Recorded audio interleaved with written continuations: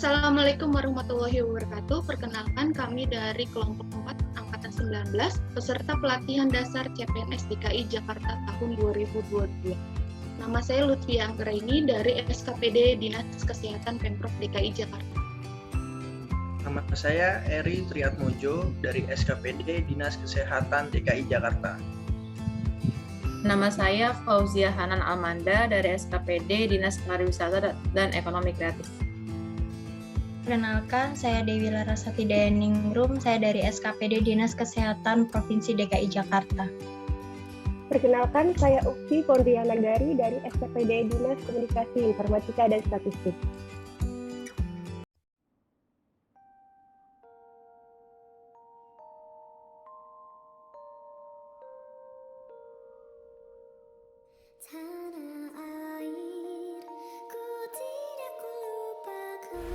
Wawasan kebangsaan adalah cara pandang bangsa Indonesia dalam rangka mengelola kehidupan berbangsa dan bernegara yang dilandasi oleh jati diri bangsa dan kesadaran terhadap sistem nasional yang bersumber dari Pancasila, Undang-Undang Dasar Negara Republik Indonesia tahun 1945, Negara Kesatuan Republik Indonesia, dan Bhinneka Tunggal Ika guna memecahkan berbagai persoalan yang dihadapi bangsa dan negara demi mencapai masyarakat yang aman, adil, makmur, dan sejahtera.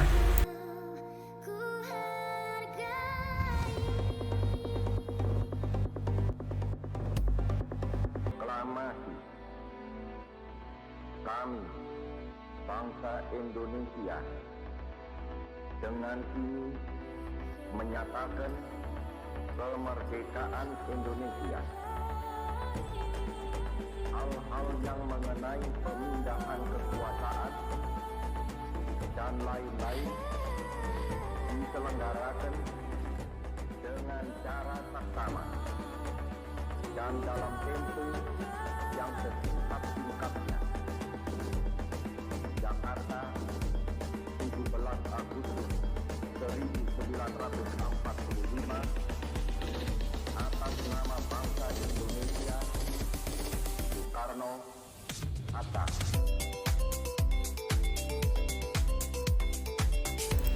Setiap warga negara wajib memiliki tekad, sikap, dan perilaku bela negara, yaitu tindakan warga negara, baik secara perseorangan maupun kolektif dalam menjaga kedaulatan negara, keutuhan wilayah, dan keselamatan bangsa dan negara.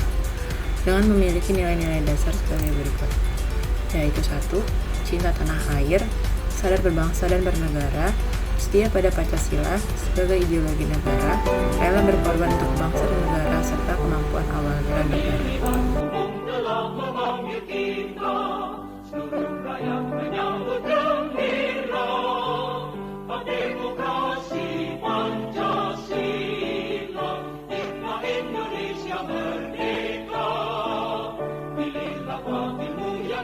Dipercaya dengan bara yang setia di bawah Undang-Undang Dasar 45 kita menuju ke pemilihan umum.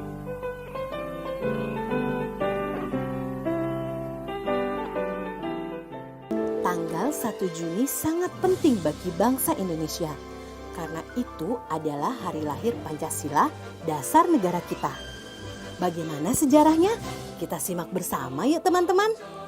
Kelahiran Pancasila tidak terlepas dari peran Badan Penyelidik Usaha Persiapan Kemerdekaan Indonesia yang disingkat BPUPKI. Sidang pertama BPUPKI tanggal 29 Mei sampai 1 Juni 1945 bertujuan merumuskan dasar filsafat dan bentuk negara Indonesia merdeka. Saat itu ada 3 tokoh yang menawarkan konsep dasar negara Indonesia. Mereka adalah Muhammad Yamin, Supomo, dan Soekarno. Dalam pidato Soekarno tanggal 1 Juni 1945 disampaikan dasar negara Indonesia yang meliputi 1. Kebangsaan Indonesia, 2. Internasionalisme atau pri kemanusiaan, 3. Mufakat atau demokrasi, 4. Kesejahteraan sosial, dan 5. Ketuhanan yang Maha Esa. Saya namakan ini atas petunjuk seorang teman kita ahli bahasa. Namanya ialah Pancasila.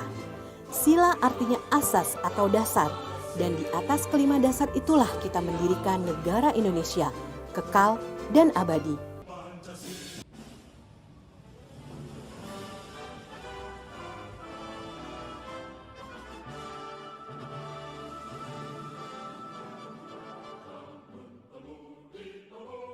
Sikap rela berkorban untuk bangsa dan negara.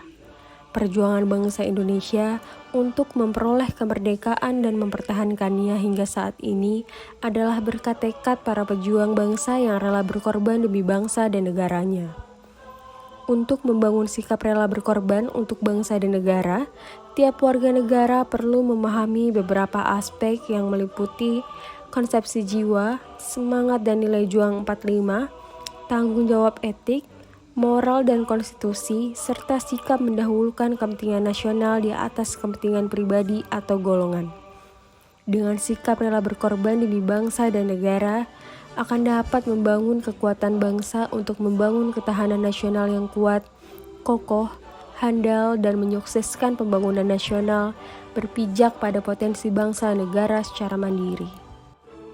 Dalam implementasinya, membayar pajak juga merupakan perwujudan real bela negara. Peran serta warga negara dalam membayar pajak merupakan usaha pembelaan negara untuk memberikan kontribusi tak langsung dalam meningkatkan kesejahteraan masyarakat dan pembangunan bangsa.